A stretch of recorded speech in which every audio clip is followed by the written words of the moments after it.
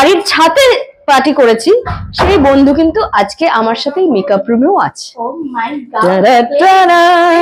না ও একটু আগে আমাকে বললো তুমি আমাকে ভালোবাসো না।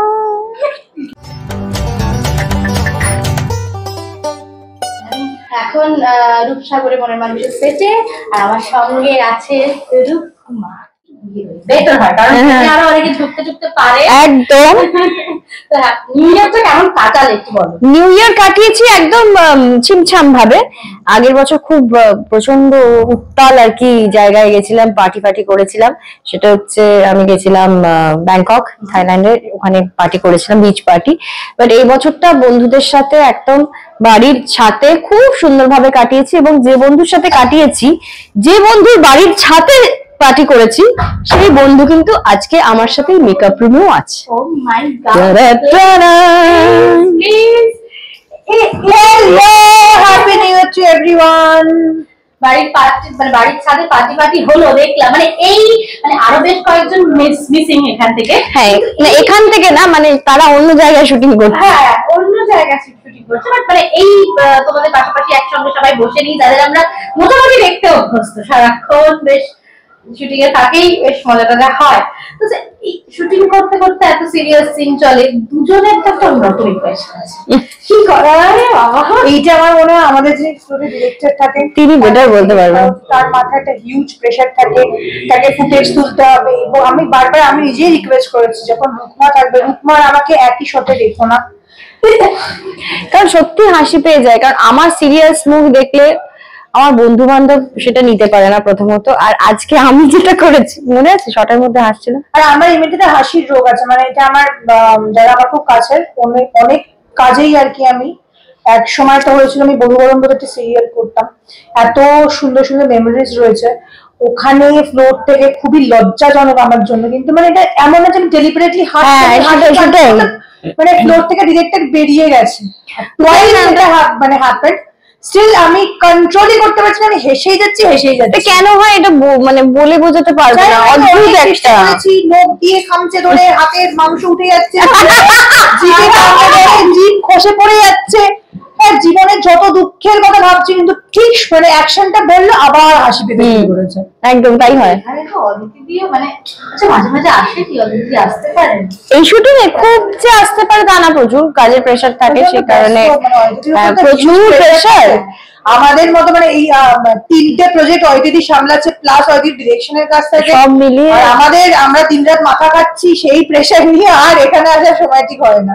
আশেপাশে যদি এখানে শ্রীতমাদিও চলে আসে তাহলে শুটিংটা হবে না, আর শুটিংটা। হ্যাঁ, মল্লিকাদি হচ্ছে, মল্লিকাদি অ্যাকচুয়ালি মল্লিকাদি মানে শি ইজ ভেরি সেন্সিবল, তো মানে সিচুয়েশনে খুব সুন্দর করে হ্যান্ডেল করতে পারে। মানে আমরা যখন প্রচন্ড বাদরামো করি, মল্লিকাদি জানে যে সবাইকে শান্ত করে, মল্লিকাদি ফ্লোরে ডেডিকেটলি কাজটা করবে, আমরাও ডেডিকেশন দিচ্ছি, কিন্তু সঙ্গে হাসিটা পেয়ে যাচ্ছে। এটাই কি করবো, ওটা আউট অফ কন্ট্রোল। এতগুলো তোমরা এতজন, সব থেকে বেশি চিনি কে? রুকমা দিও না, সব থেকে বেশি ভালো লাগে সবাই মানে একই রকমের মেন্টাল স্ট্যাটাস থাকলে বোধহয় এরকম সব সবাই মোটামুটি।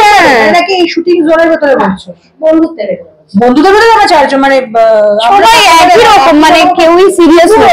রুকু যে আমাদের থেকে বয়সে অনেকটাই ছোট, তাই জন্য আর কি আমরা অনেক বেশি, শি ইজ ভেরি চিলড আউট আর কি। সুন্দর সুন্দর রিলস আমরা মাঝে মাঝে দেখি, ওরে বাবা লোক দেখছেন লোক। আজকে একটু আগে আমরা নিলাম না, রাতে খাওয়া দাওয়া করতে ক্যামেরাটা সামনে ওই খাওয়ার পর ভাগ্যিস নিসনি, ওই একটু অসুস্থ বোধ করছি আর কি, এত খেয়ে ফেলেছি। লোকজন ভালো মেসেজ দেওয়ার চেষ্টা করি, তো তাই জন্য খাওয়াটা নিশ্চিতই আমি তাই রিকোয়েস্ট করলাম যে আমরা খেয়ে নিই, তারপরে খেয়ে এখন মোটামুটি একদমই তাই। অ্যাকচুয়ালি আমরা রিপোর্টারের মতো করে দেখিনি, এটাও না। ও একটু আগে আমাকে বললো তুমি আমাকে ভালোবাসো না, তো চারটি ইন্টারভিউ আছে, বললো আই ডোন্ট লাভ ইউ, এটা বলেছে আমাকে। এটা একদম সঠিক। তার কারণ হচ্ছে, তার আগে কি বলেছে? বলেছি তোমরা ইন্টারভিউ নেবো। হ্যাঁ, একদম তাই জন্যই বলে ভালোবাসিস তো এক্ষুনি ইন্টারভিউটা, এইগুলোও তো করতে হবে আমাকে। এক্ষুনি ডাকলো বলে। সায়ন নেই, সায়ন রাখবে অনেক ইয়েতে কল টাইম, নাহলে আরো অসুবিধা হতো ব্যাপারটা। থাকুক, দুজনের সঙ্গে নেওয়া হয়ে গেছে মোটামুটি। এটা সত্যি আমার অস্বস্তি কি খেয়েছো একটু বলো না। একটু প্লিজ রিভিল 2 মিনিটের রান্না। আমরা ভীষণই ডায়েটের ভেতরে আছি, তো একটা ডায়েট মেনটেন করে খেয়ে হ্যাঁ। আমি দেখছিলাম বাইরে হয়ে, ঠিক আছে বলছি না, ওকে নিজেদের মধ্যে ব্যাপার।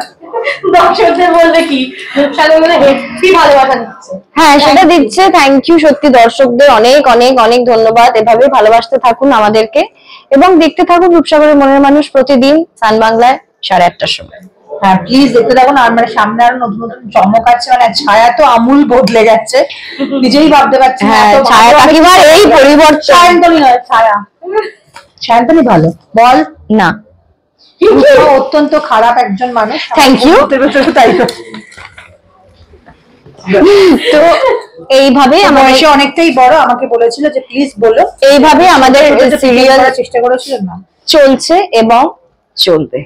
আপনারা যদি সঙ্গে থাকেন আরো অনেক দিন আমরা অনেকগুলো এপিসোড নিয়ে আসতে পারবো, অনেক নতুন গল্প মোড় ঘোরাতে পারবো, সবটাই করতে পারবো। আপনাদের সাপোর্ট ছাড়া পাশে থাকতে সম্ভব হবে, না। সাথে থাকতে হবে। সো কিপ লাভিং আস।